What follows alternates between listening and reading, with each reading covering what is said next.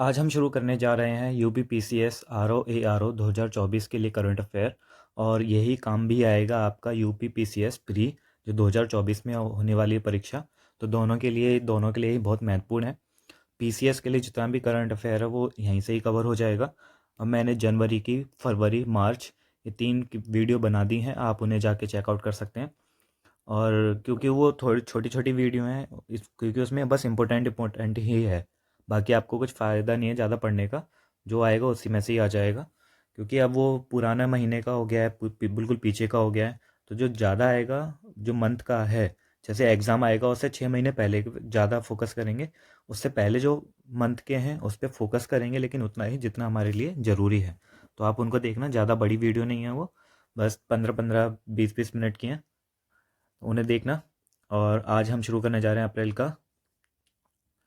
चलिए शुरू करते हैं। अप्रैल माह की समसामयिक घटनाएं। पहला है G20 मुख्य विज्ञान सलाहकार गोलमेज सम्मेलन। G20 मुख्य विज्ञान सलाहकार गोलमेज सम्मेलन की पहली बैठक रामनगर उत्तराखंड में आयोजित की गई। अब मैंने पहले भी आपको बताया था, जब भी पहली आ जाया करे तो चौकन्ने हो जाओ, कान खड़े कर लो बिल्लियों की तरह, और इसको फटाफट इम्पोर्टेंट कर लो। ये बहुत ज़रूरी है, जब भी पहली आ जाए। तो पहली बैठक कहाँ पर हुई थी? रामनगर उत्तराखंड में हुई है। ठीक है। G20 मुख्य विज्ञान सलाहकार गोलमेज सम्मेलन, ध्यान रखना। G20 मुख्य विज्ञान सलाहकार गोलमेज सम्मेलन, इसकी पहली बैठक हुई है रामनगर उत्तराखंड में। दूसरा है भारतीय तटरक्षक दल। भारतीय तटरक्षक दल ने आंध्र प्रदेश के काकानीडा में क्षेत्रीय खोज और बचाव अभ्यास का आयोजन किया। तो अगर पूछा जाएगा कि किसने क्षेत्रीय खोज और बचाव अभ्यास आयोजन किया, तो भारतीय तटरक्षक दल ने किया था, और ये क्या था? आंध्र प्रदेश के काकीनाडा में।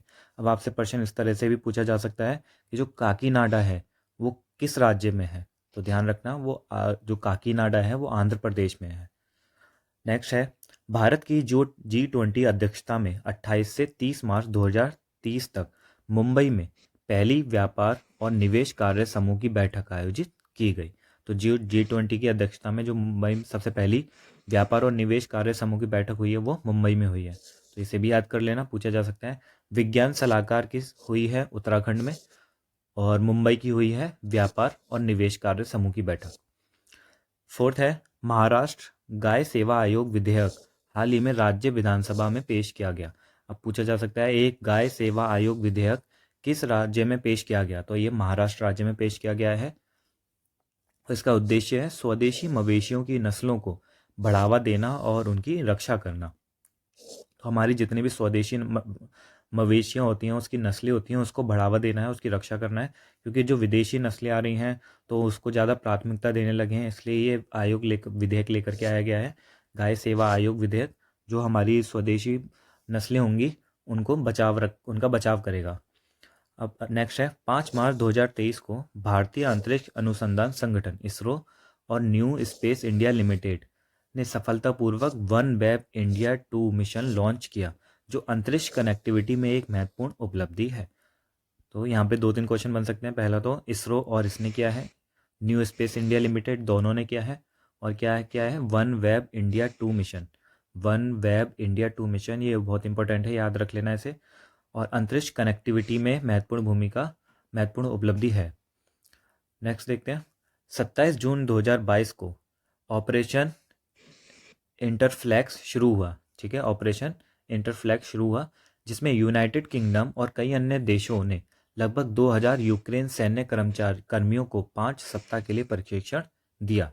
तो ये ऑपरेशन था, हाल ही में न्यूज़ में था, तो पूछा जा सकता है ये कब शुरू हुआ था? तो ये शुरू हुआ था आपका 27 जून 2022 को। और ऑपरेशन कौन सा नाम है? ये ऑपरेशन इंटरफ्लैक्स। यूनाइटेड किंगडम, दो दूसरे अन्य देश हैं, उन्होंने एक साथ शुरू किया था। इसमें लगभग 2000 यूक्रेन सैन्य कर्मियों को 5 सप्ताह के लिए प्रशिक्षण दिया था। नेक्स्ट है इलेक्ट्रॉनिक एवं सूचना प्रौद्योगिकी मंत्रालय जल्द ही डिजिटल इंडिया अभियान 2020 अधिनियमित करेगा, जो सूचना प्रौद्योगिकी अधिनियम 2000 को प्रतिस्थापित करेगा। यानी जो एक अधिनियम है, सूचना प्रौद्योगिकी अधिनियम IT एक्ट 2000, उसको बदल देगा। तो जो बदल देगा उसका नाम क्या है? डिजिटल इंडिया अधिनियम 2022। ये नाम अब पड़ जाएगा डिजिटल इंडिया। नेक्स्ट है, विश्व बैंक ने भारत को भविष्य की महामारियों हेतु तैयार रहने और अपने स्वास्थ्य संबंधी बुनियादी ढांचे को मजबूत करने में मदद के लिए $1 बिलियन ऋण की मंजूरी दी। तो विश्व बैंक ने हाल ही में $1 बिलियन ऋण की मंजूरी दी है। और वो क्यों दी है? क्योंकि जो भविष्य में महामारियाँ होगी उससे बचाव के लिए, तो स्वास्थ्य संबंधी सुविधा बुनियादी ढांचे को मजबूत करने के लिए, स्वास्थ्य संबंधी बुनियादी ढांचे को मजबूत करने के लिए पूछा जा सकता है। हाल ही में जो विश्व बैंक ने $1 बिलियन का ऋण दिया है वो किस क्षेत्र में दिया है? तो वो स्वास्थ्य संबंधी क्षेत्र में दिया है। या ये भी पूछा जा सकता है कि हाल ही में स्वास्थ्य संबंधी बुनियादी ढांचे को मजबूत करने में मदद करने के लिए विश्व बैंक ने कितने $1 बिलियन का ऋण दिया है? तो ये भी पूछा जा सकता है कितने, तो $1 बिलियन। नेक्स्ट है, केंद्र सरकार ने सभी दुर्लभ रोगों के उपचार के संबंध में निजी उपयोग के लिए विशेष चिकित्सा उद्देश्य को ध्यान में रखते हुए आयातित औषधियों व खाद्य सामग्रियों को सीमा शुल्क से पूरी छूट दे दी है। ठीक है, सभी जो दुर्लभ रोग होते हैं, जो ऐसे रोग होते हैं जो हाल फिलहाल आम तौर पे नहीं पाए जाते, ऐसे दुर्लभ रोगों के उपचार के लिए, और इनका उपचार भी बहुत मुश्किल होता है क्योंकि इनके लिए ना दवाइयाँ होती हैं ना नॉलेज होती है, इनका पता ही नहीं होता है। जब ये आते हैं तो ऐसा लगता है पहली बार ही आए हैं। तो लाखों में बस एक को भी नहीं होता, ऐसा है ये, करोड़ों में बस 10 को होगा, इस तरीके से। तो दुर्लभ रोगों के उपचार के संबंध में निजी उपयोग के लिए, जो निजी उपयोग होगा, सरकारी नहीं, निजी उपयोग के लिए विशेष चिकित्सा उद्देश्य को ध्यान में रखते हुए आयातित जो औषधियाँ थी और खाद्य सामग्रियाँ थी उन्हीं सब पर क्या लगा दिया? सीमा शुल्क से पूरी छूट दे दी गई है। अब नेक्स्ट है, वाराणसी में 644 करोड़ रुपए की लागत से 3.85 किलोमीटर लंबे सार्वजनिक परिवहन रोपवे का निर्माण किया जा रहा है। तो ये इम्पोर्टेंट हो जाता है यूपी पीसीएस वालों के लिए, और यूपी के लिए तो बहुत ही ज़्यादा ज़रूरी है क्योंकि वाराणसी में बन रहा है ये, और वाराणसी में बन रहा है आपका सार्वजनिक परिवहन रोपवे। ठीक है, सार्वजनिक परिवहन है रोपवे बन रहा है, जैसे मेट्रो वगैरह होती है। रोप, इससे नाम से पता चल रहा है आपको, रस्सियाँ होंगी उससे आपको भेजा जाएगा, मतलब वैसी रस्सी नहीं होंगी, उसका बस नाम है रोपवे उसके हिसाब से। तो ये कितने करोड़ में बन रहा है? 644 करोड़ रुपए, इसकी लागत ध्यान रख लेना। दूसरा, कितना किलोमीटर लंबा है ये भी ध्यान रख लेना। तो इस पूरी लाइन को रट लेना, वाराणसी में 644 करोड़ रुपए की लागत से 3.85 किलोमीटर लंबे सार्वजनिक परिवहन रोपवे का निर्माण किया जा रहा है। नेक्स्ट देखते हैं, भारत की G20 अध्यक्षता के तहत कृषि कार्य समूह के कृषि प्रतिनिधियों की दूसरी बैठक 29 मार्च को चंडीगढ़ में संपन्न हुई। ये ज़्यादा इंपॉर्टेंट नहीं है। नेक्स्ट है, अफ्रीका भारत का संयुक्त सैन्य अभ्यास। अफ्रीका भारत का संयुक्त सैन्य अभ्यास प्रक्षेत्र प्रशिक्षण अभ्यास का दूसरा संस्करण आज पुणे स्थित औंध के विदेशी प्रशिक्षण नोड में संपन्न हुआ। तो ये इंपॉर्टेंट हो जाता है, कौन सा अभ्यास है, इसका नाम याद रख लेना, प्रक्षेत्र प्रशिक्षण अभ्यास। अफगानिस्तान और इंडिया के बीच में हो रहा है, ये इंडियन एक्सरसाइज है। अफ्रीका, सॉरी मैंने अफगानिस्तान बोल दिया, अफ्रीका और इंडिया के बीच में। ठीक है, वो AF लिखा हुआ था ना तो अचानक से अफगानिस्तान याद आ गया। तो ये अफ्रीका और इंडिया के बीच में, देखो जैसे मैं कंफ्यूज हो गया हूँ ना, तो वो ये भी पूछ सकते हैं ये नाम दे करके कि ये AF इंडेक्स इंडिया और एक्सरसाइज ऐसे है। AF का मतलब है अफ्रीका, इनका IND का मतलब है इंडिया, EX का मतलब है एक्सरसाइज 2023। तो ये जैसे मैं अभी कंफ्यूज हो गया, AF को देख करके मैंने अफगानिस्तान लगा दे, तो शायद एग्जामिनर ऐसा ही क्वेश्चन बना दे और इसका वो बोल दे किस किस के बीच में हुई थी, तो अफगानिस्तान का नाम भी ले दे। तो इसलिए इस पर थोड़ा ध्यान रख लेना। ये संकेत ही होते हैं, आपको पता है संकेत क्या होते हैं? कोई चीज़ ऐसा लगता है कि हाँ भाई ये होने वाली है और हम उसे ज़्यादा सीरियसली नहीं लेते हैं, तो ये संकेत ही है, शायद ये आ सकता है। अब नेक्स्ट है, G20 सदस्य देशों द्वारा पर्यावरण और जलवायु संकट से निपटने के लिए अपनी प्रतिबद्धता की नए सिरे से पुष्टि के साथ पर्यावरण और जलवायु स्थिरता कार्य समूह की दूसरी बैठक गांधीनगर में संपन्न की। ये भी ज़्यादा जरूरी नहीं है, पहली बैठक ही पूछता है बस ज़्यादा तो। अब नेक्स्ट है, प्रधानमंत्री नरेंद्र मोदी ने कलबुर्गी में PM मित्र मेगा टेक्सटाइल पार्क की स्थापना के लिए कर्नाटक के लोगों को बधाई दी। ये इंपॉर्टेंट हो जाता है आपका, किसका है? एक तो कलबुर्गी में PM मित्र मेगा टेक्सटाइल पार्क, ये कहाँ पर लगा है? कर्नाटक में लगा है। ठीक है, तो ये ध्यान रख लेना, PM मित्र मेगा टेक्सटाइल पार्क कहाँ पर लगा है? कर्नाटक में लगा है। नेक्स्ट है, स्टार्टअप 20 सहभागिता समूह की दूसरी बैठक सिक्किम के गंगटोक में सफलतापूर्वक संपन्न हुई। यह वैश्विक स्टार्टअप इकोसिस्टम के विभिन्न हितधारकों के साथ संवाद के एक मंच के रूप में कार्य करता है। तो स्टार्टअप 20 सहभागिता समूह की इसकी दूसरी बैठक हुई थी सिक्किम गंगटोक में। नेक्स्ट है, आज़ादी के अमृत महोत्सव की कड़ी में आगामी 31 मार्च से लेकर 2 मार्च 2023 के बीच महाराष्ट्र के पुणे में विस्तृता द फेस्टिवल ऑफ कश्मीर के दूसरे संस्करण का आयोजन किया गया। इस महोत्सव का आयोजन केंद्रीय संस्कृति मंत्रालय द्वारा हुआ। तो आज़ादी के जो अमृत महोत्सव था उसकी कड़ी में ही 31 मार्च से लेकर 2 अप्रैल 2030 तक को महाराष्ट्र में हुआ था विस्तृता द फेस्टिवल ऑफ कश्मीर। इसका दूसरे संस्करण का आयोजन किया गया है। नेक्स्ट है, भारत सरकार के खनन मंत्रालय के तहत नवरत्न CPSE national aluminium company limited ने भाभा परमाणु अनुसंधान केंद्र के सहयोग से BARC B1201 नाम के एक बॉक्साइट प्रमाणित संदर्भ सामग्री को सफलतापूर्वक विकसित किया है।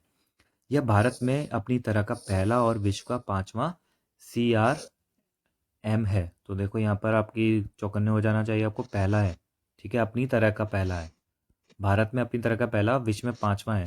तो ये बहुत ही ज़्यादा इंपॉर्टेंट हो जाता है ये वाला क्वेश्चन। इसमें क्या खोजा गया है, BARC B1201, इस नाम को याद रख लेना, बार्क बी, ये बार्क यही नाम है, भाभा परमाणु अनुसंधान केंद्र, इसी का ही नाम है, शॉर्ट फॉर्म है BARC बार्क B1201 ये नाम याद रख लेना। और इसके बाद आपको यह ध्यान रखना है ये क्या है, एक बॉक्साइट प्रमाणित संदर्भ सामग्री है, CRM बॉक्साइट प्रमाणित संदर्भ सामग्री। इसका मतलब है कि जो भी सामग्री मिली है उसके अंदर बॉक्साइट का होना तय है, यानी उसके अंदर बॉक्साइट है। तो यानी बॉक्साइट से प्रश्न आ सकता है। तो इसमें अब आप जाकर के बॉक्साइट के ऊपर भी रिसर्च कर लेना, तो बॉक्साइट का आएगा इस बार प्रश्न। और बॉक्साइट के साथ जो बार्क B1201 नाम है इसको भी याद कर लेना। और ये भारत में अपनी तरह का पहला और विश्व में 5वां CRM है।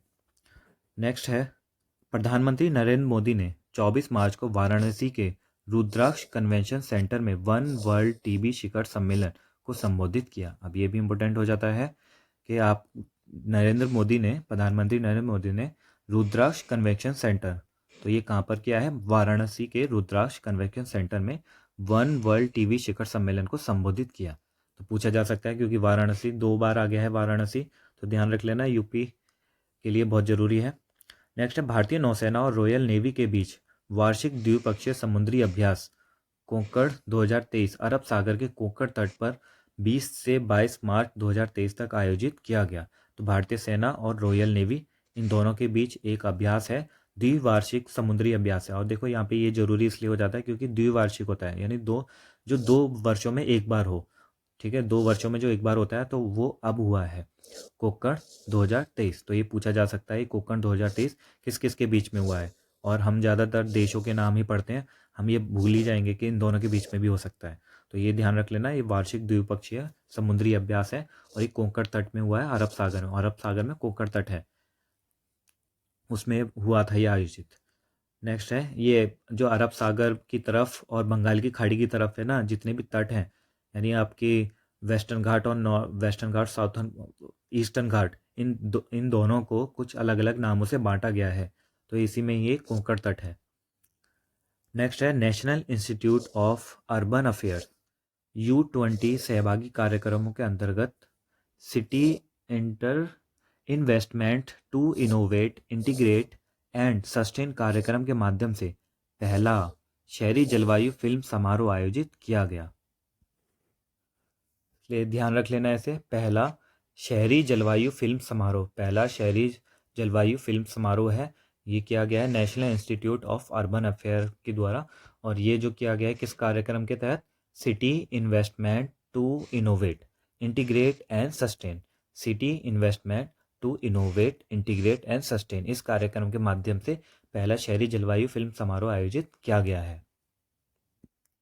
अब हम इशू 2 देखेंगे अप्रैल का।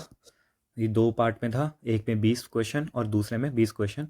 तो हम पहले 20 क्वेश्चन हमने देख लिए हैं, अब हम दूसरे पार्ट के 20 क्वेश्चन देखेंगे। चलते हैं। प्रधानमंत्री ने विश्व बैंक के कार्यक्रम making it personal how behavioural change can tackle climate change को संबोधित किया। इससे तो अच्छा ये हिंदी में लिखते हैं ना, ऐसे देवनागरी में, ये इंग्लिश में लिखते हैं तो अच्छा हो ये। मेकिंग इट पर्सनल, ठीक है, यानी इसे हमें पर्सनल ले लेना चाहिए। कहते हैं ना, अबे भाई पर्सनल मत हो ज़्यादा, तो कह रहे हैं भाई अब तो पर्सनल लेना पड़ेगा, ठीक है, तभी काम हो पाएगा। तो making it personal, how behavioural change, जो हमारा बिहेवियरल चेंज है, जो हमारा व्यवहार है उसको चेंज करने पर change can tackle climate change, तो उसकी वजह से हमें ना क्लाइमेट चेंज को रोक सकते हैं। तो ये आपको पर्सनल लेना पड़ेगा, मेकिंग इट पर्सनल। तो इस चीज़ को, ये क्या था, विश्व बैंक का ही कार्यक्रम है जिसे प्रधानमंत्री जी ने संबोधित किया है। तो ये इंपॉर्टेंट हो जाता है क्योंकि एनवायरनमेंट से रिलेटेड तो वैसे भी न्यूज़ आती रहती है, और इंडिया जो भी संबोधित वगैरह करता है विश्व में, वो तो बहुत ज़रूरी हो जाते हैं। तो हमारे प्रधानमंत्री ने विश्व बैंक के जो कार्यक्रम था इसको संबोधित किया है, तो ये भी अपने आप में एक बहुत बड़ी बात है और ये इंपॉर्टेंट हो जाता है एग्जाम के लिए भी। नेक्स्ट है भारतीय राष्ट्रीय अंतरिक्ष संवर्धन और प्राधिकरण केंद्र इन स्पेस। भारतीय राष्ट्रीय अंतरिक्ष संवर्धन और प्राधिकरण केंद्र ने अहमदाबाद में स्पेस सिस्टम डिज़ाइन लैब का उद्घाटन किया। अब एक और बन गया प्रश्न, कहाँ पर क्या है, स्पेस सिस्टम डिज़ाइन लैब, इसका उद्घाटन कहाँ पर हुआ है, अहमदाबाद में हुआ है, स्पेस सिस्टम डिज़ाइन लैब, और ये किसने किया है, इन स्पेस ने किया है। नेक्स्ट है प्रधानमंत्री ने असम के गुवाहाटी स्थित श्रीमंत शंकरदेव कला क्षेत्र में आयोजित गुवाहाटी उच्च न्यायालय के प्लेटिनम जुबली समारोह को संबोधित किया। तो ये पूछा जा सकता है कि ये वाला क्षेत्र कहाँ पर है, तो असम के गुवाहाटी में श्रीमंत शंकरदेव कला क्षेत्र, ये इसमें उच्च न्यायालय के प्लेटिनियम जुबली समारोह हो रहा है, उसको संबोधित किया है।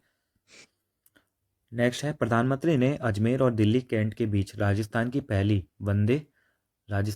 वंदे भारत एक्सप्रेस को झंडी दिखाकर रवाना किया। नेक्स्ट है संघाई सहयोग संगठन की वर्तमान अध्यक्षता के अंतर्गत भारत सरकार यानी उसका विदेश मंत्रालय द्वारा तैयार कार्यक्रम को कैलेंडर के भाग के रूप में 12 से 13 अप्रैल 2023 को नई दिल्ली में शंघाई सहयोग संगठन युवा लेखन सम्मेलन की मेजबानी की। तो हाल ही में जो वर्तमान अध्यक्षता कौन है शंघाई सहयोग संगठन का, तो वो भारत है, और इसी के अंतर्गत क्या हुआ, 12 से 13 अप्रैल 2023 को नई दिल्ली में शंघाई सहयोग संगठन युवा लेखन कार्य सम्मेलन की मेजबानी की गई है।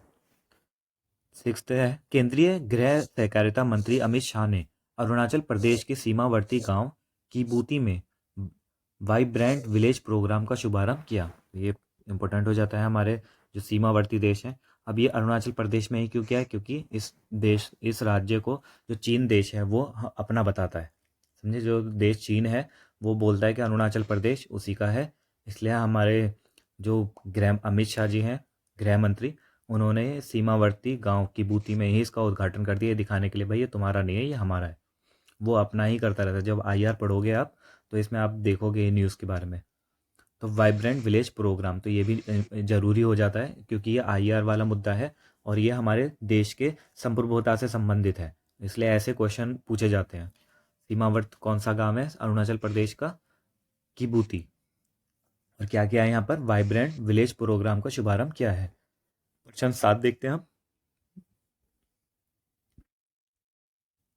केंद्रीय वित्त मंत्री श्रीमती निर्मला सीतारमण आईएमएफ विश्व बैंक की वसंतकालीन वार्षिक बैठक में भाग लेने के लिए यूएस की आधिकारिक यात्रा पर रवाना हुई। ठीक है, ये ज़्यादा इंपॉर्टेंट नहीं है, बस ये रवाना, ये पूछा जा सकता बस कौन गया, तो केंद्रीय वित्त मंत्री गए। अब केंद्रीय गृह और सहकारिता मंत्री अमित शाह ने उत्तर प्रदेश के आजमगढ़ में हरिहरपुर संगीत विश्वविद्यालय का शिलान्यास एवं 4,583 करोड़ रुपए के विभिन्न विकास परियोजनाओं का उद्घाटन किया। ये हो जाता है फिर से यूपी से संबंधित एक और प्रश्न।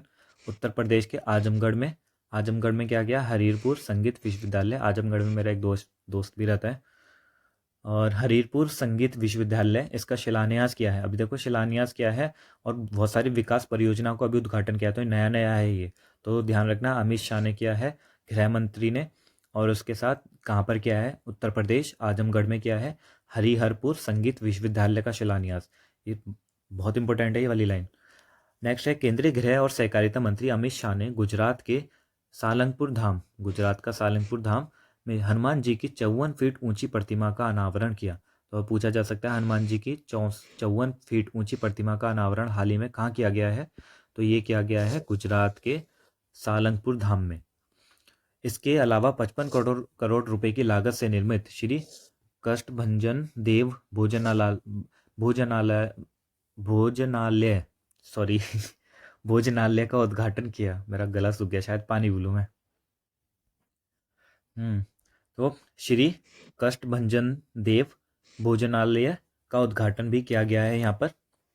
तो ये भी कहाँ पर है? गुजरात में है, तो ये ध्यान रखना। UIDAI ने एक टचलेस बायोमेट्रिक कैप्चर सिस्टम विकसित करने के लिए IIT बॉम्बे के साथ हाथ मिलाया।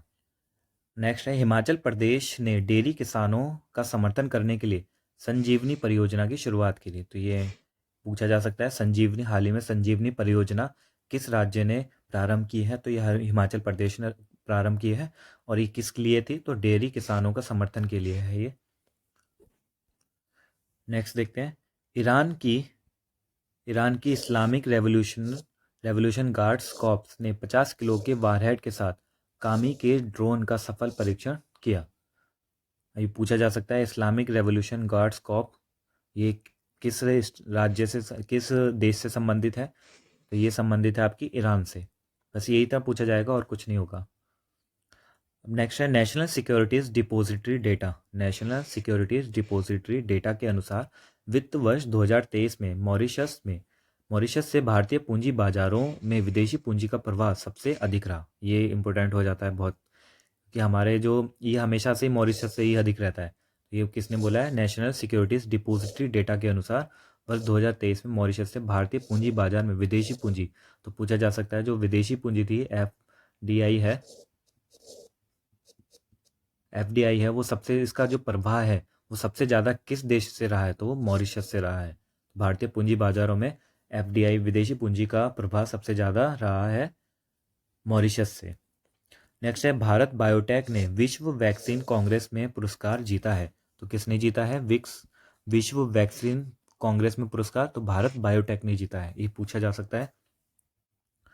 नेक्स्ट है, प्रियांशु राजवत ने ऑर्लियंस मास्टर सुपर 300 टूर्नामेंट में पुरुष एकल ट्रॉफी जीती। पुरुष एकल ट्रॉफी, ऐसे क्वेश्चन पूछे जाते हैं।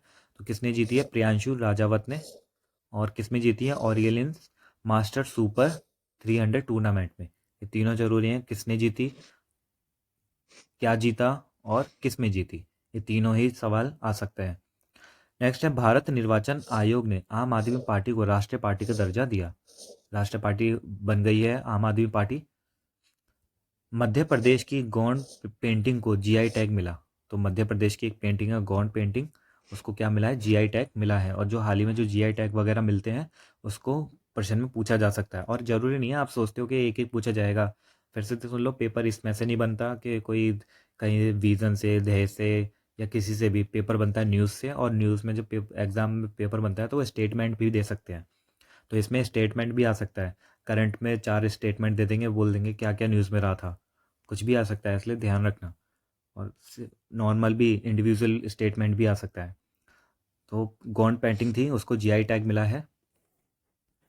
नेक्स्ट देखते हैं, भारत की पहली सेमी हाई स्पीड क्षेत्रीय रेल सेवा का नाम रैपिडेक्स रखा गया है। तो ये ध्यान रखना, रैपिडेक्स क्या है?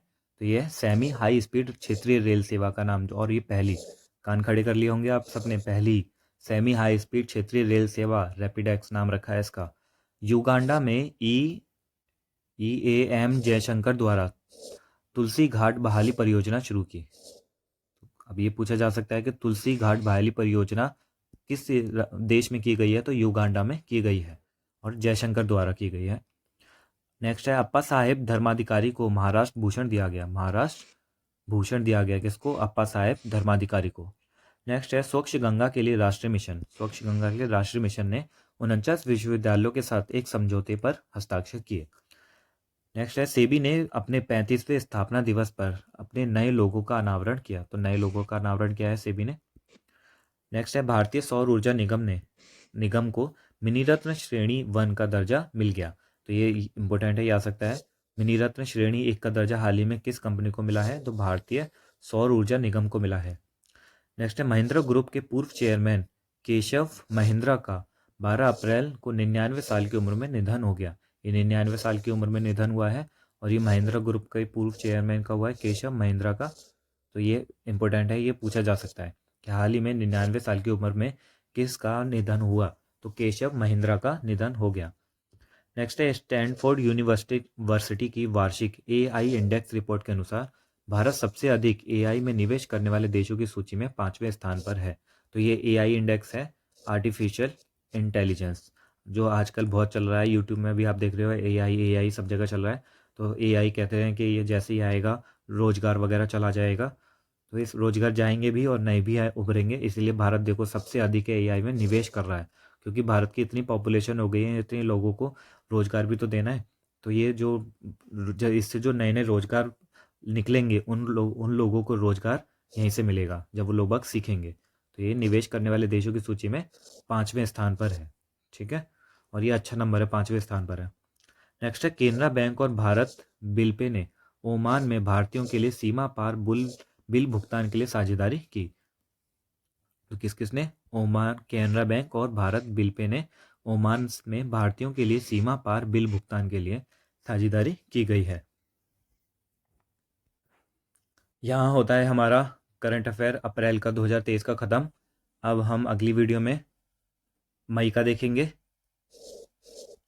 और बस आप इन्हीं को रट लेना, 10 5 7 बार, कितनी भी बार भी रट लेना, इन्हीं में से आएगा और ज़्यादा किसी में से भी नहीं जाएगा। तो किसी भी चीज़ के पीछे मत भागो।